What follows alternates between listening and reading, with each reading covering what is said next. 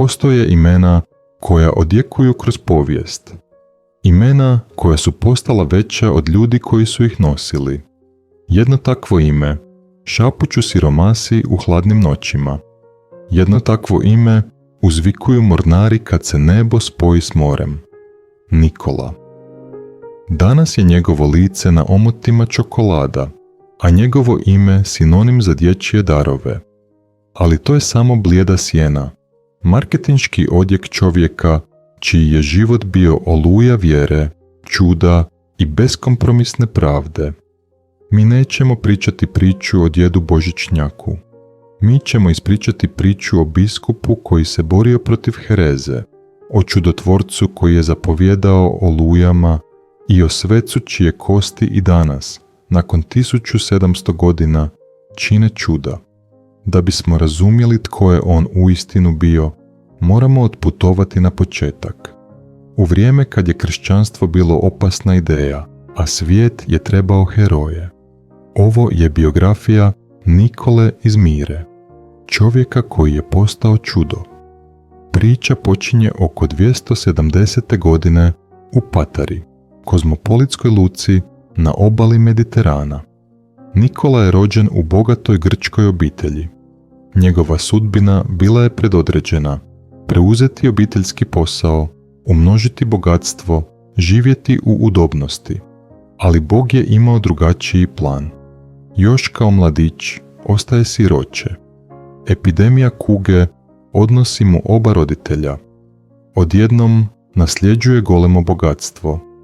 Za mnoge to bi bio početak života ispunjenog užitkom. Za Nikolu to je bio teret i test. Gledao je svijet oko sebe, svijet pun siromaštva, nepravde i očaja, i donio je odluku koja će definirati ne samo njegov život, već i samu ideju kršćanskog milosrđa. Odlučio je sve razdijeliti, ali ne javno, ne tražeći slavu. Činio je to u tajnosti. Njegovo prvo veliko djelo, ono koje je postalo kamen temeljac njegove legende, bilo je spašavanje triju sestara. Njihov otac, osiromašeni plemić, izgubio je sve. Bez miraza, njegove kćeri bile su osuđene na sramotu, na prodaju u ropstvo ili prostituciju. To je bila spora, stvarna smrt duše. Nikola je saznao za njihov očaj. Prve noći, pod okriljem mraka, došao je do njihove kuće i kroz prozor ubacio vrećicu punu zlata, dovoljnu za miraz najstarije kćeri. Otac je bio u šoku, misleći da je to čudo. Ubrzo je udao kćer. Nikola se vratio i druge noći, ponovivši djelo za drugu kćer. Znatiželjni otac odlučio je treće noći ostati budan i otkriti svog tajanstvenog dobročinitelja. Kad je Nikola bacio i treću vrećicu, otac je istrčao, pao pred njega i pokušao mu zahvaliti. Nikola ga je podigao i zatražio samo jedno: nikome ne govori tko sam. Svu hvalu daj Bogu. U tom trenutku rođen je arhetip kršćanskog darivatelja, onoga koji daje ne da bi bio viđen, već da bi spasio. Ne daje igračke, daje budućnost. Ne daje slatkiše, daje dostojanstvo. To je razlog zašto je on zaštitnik siromašnih, jer je razumio da je najveće siromaštvo nedostatak nade. Njegova djela nisu ostala neprimjećena. Narod Mire prepoznao je njegovu svetost i izabrao ga za svog biskupa. Ali biti biskup u 4. stoljeću nije značilo sjediti na tronu. Značilo je biti na prvoj liniji obrane. Ubrzo nakon njegovog zaređenja, car Dioklecijan pokreće najveći progon kršćana u povijesti. Biskupi su lovljeni, mučeni i ubijani. Nikola je uhićen i bačen u tamnicu. Preživio je mučenje, odbijajući se odreći vjere. Nekoliko godina kasnije, car Konstantin izdaje Milanski edikt i kršćanstvo postaje slobodno. Nikola izlazi iz zatvora, ne kao slomljen čovjek, već kao heroj vjere. Godine 325. prisustvuje prvom nicejskom koncilu. najvažnijem sastanku u povijesti crkve.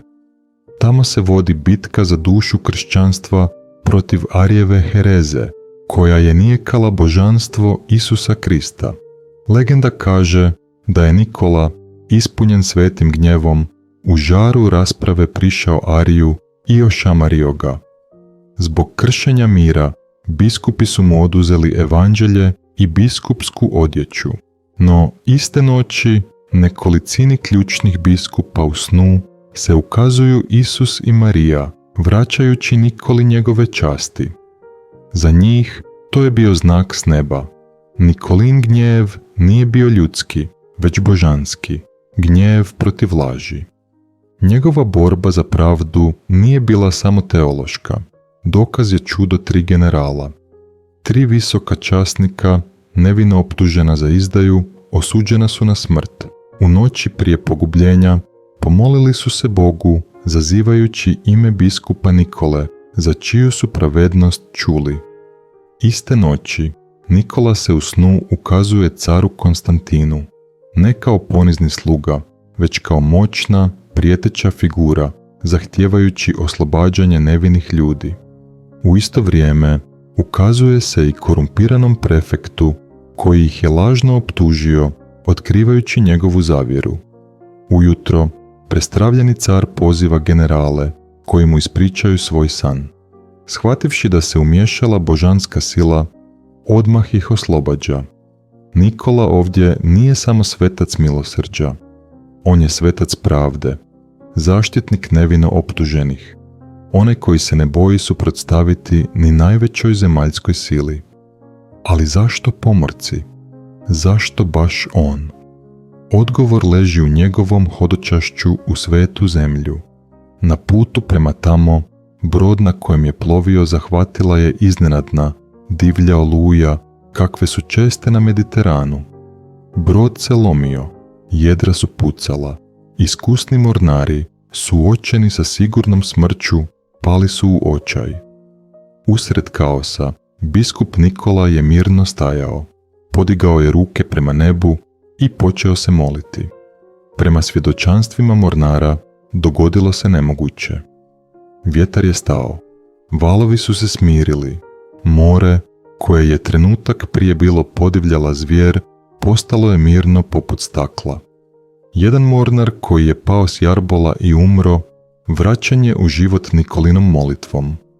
Vijest se proširila brzinom vjetra po svim lukama Mediterana. Nikola nije samo svetac. On je gospodar oluje, on je onaj koji stoji između života i smrti na otvorenom moru. Njegova moć nad morem nije bila samo u smirivanju valova, već i u donošenju spasa. Jedne godine miru je pogodila strašna glad. Zaliha nije bilo, ljudi su umirali na ulicama.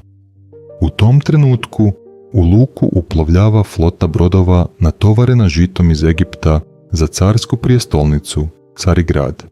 Nikola odlazi kapetanima i moli ih da istovare dio žita za njegov gladni narod. Oni se boje. Sve je precizno izmjereno, kažu. Ako bude nedostajalo i zrno, bit ćemo pogubljeni. Nikola im daje svoju riječ.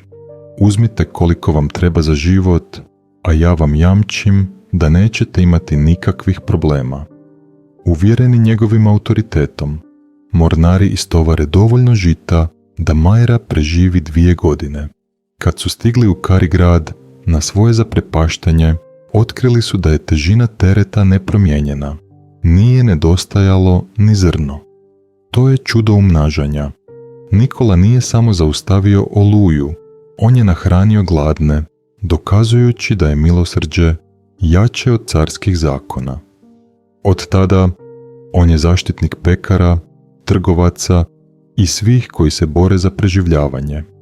Sveti Nikola umro je 6. prosinca, oko 343. godine. Pokopan je u svojoj crkvi u Miri. Njegov grob odmah postaje mjesto hodočašća. Izvještaji govore o mirisnoj, uljanoj tekućini, mani ili mirni, koja je tekla iz njegovih kostiju i liječila bolesne. Stoljećima je Mira bila sigurno utočište, ali u 11. stoljeću Selđuci osvajaju Malu Aziju. Kršćanski svijet je u panici. Što će biti s relikvijama najdražeg sveca? Grad Bari, luka na jugu Italije, koja je ovisila o trgovini s istokom, vidjela je svoju priliku. Godine 1087. 62 mornara iz Barija kreću u svetu, ali i opasnu misiju. Iskrcali su se u Miri, nadmudrili lokalne čuvare i provalili u grobnicu. Uzeli su kosti svetog Nikole i pobjegli natrag preko Jadrana. Bio je to čin koji je promijenio povijest. Dolazak relikvija u Bari pretvorio je taj grad u jedno od najvećih hodočasničkih središta Europe. Kult svetog Nikole eksplodirao je diljem katoličkog svijeta. On više nije bio samo istočni svetac, postao je univerzalni simbol zaštite. I čudo se nastavilo. Do današnjeg dana iz njegovih kostiju u kripti u Bariju svake se godine skuplja sveta mana. Znanstvenici su zbunjeni, ali vjernici to vide kao znak. Nikola je i dalje živ. On i dalje liječi. I dalje je prisutan. Danas, kada se ugase blagdanska svjetla i kada se ukrasi vrate u kutije, ostaje tišina. U toj tišini moramo si postaviti pitanje: tko je zapravo sveti Nikola za nas danas? Lako je voljeti onog Nikolu iz reklama, onog koji donosi ono što želimo, ali teško je i puno važnije razumjeti Nikolu koji nam donosi ono što trebamo. Kroz stoljeća carstva su padala, granice su se mijenjale, moćni vladari koji su nekada progonili ovog biskupa danas su samo prašina u zaboravljenim knjigama, ali ime poniznog biskupa iz Mire i dalje sjaji jače nego ikada. Zašto? Zato što je Nikola shvatio tajnu koju mi često zaboravljamo u našem ubrzanom svijetu. Shvatio je da se pravo bogatstvo ne mjeri u onome što čuvamo u svojim riznicama, već u onome što iz njih dajemo drugima. On nije bježao od svijeta u pustinju. On je ostao u gradu, među ljudima, u prljavštini i buci luke, među mirisom ribe i znoja, među suzama očajnih očeva i strahom gladnih majki. On je dokaz da se svetost ne postiže bijegom od stvarnosti, već hrabrim ulaskom u nju, noseći svjetlo tamo gdje je najmračnije. Danas možda ne plovimo na drvenim jedrenjacima i ne bojimo se gusara na pučini, ali naše oluje nisu ništa manje stvarne. Valovi depresije, vjetrovi neizvjesnosti, hridi financijskog sloma i ona najgora od svih oluja, osjećaj da smo sami i zaboravljeni. Upravo u tim trenucima lik svetog Nikole postaje naš kompas. On nam šapuće preko stoljeća: nisi sam, imaj vjere, čuda su moguća čak i kad se nebo zacrni. Sveti Nikola je zaštitnik onog trenutka kada odlučimo biti dobri, iako nitko ne gleda. On je zaštitnik onog trenutka kada odlučimo pomoći, iako nećemo dobiti like na društvenim mrežama. Svaki put kada anonimno pomognete strancu, vi oživljavate biskupa iz Mire. Svaki put kada utješite nekoga tko tone u svojoj životnoj oluji, vi postajete njegove ruke u ovom svijetu. To je njegovo pravo čudo. Legenda kaže da Nikola i danas obilazi svijet. Ne na saonicama, već u tišini ljudskih srca. On je tu da nas podsjeti da je Bog blizu, da je pravda spora, ali dostižna, i da je ljubav jedina sila koja može ukrotiti divlje more života. Zato, večeras, nemojte samo tražiti darove. Postanite dar. Budite nekome mirna luka. Budite nekome tajna ruka koja briše suze. Jer na kraju, kada se spusti posljednja zavjesa, neće se pamtiti što smo imali. Pamtit će se samo ono što smo, poput Nikole, u ljubavi dali. Sveti Nikola, biskupe Mire, zaštitniče putnika, siromaha i djece, moli za nas. Čuvaj naše brodove, naše domove i naše duše, dok svi zajedno ne uplovimo u vječnu luku. Vidimo se u sljedećem videu. A ako ste došli do kraja videa, napišite mi je li vas fascinirala ova vjerska priča.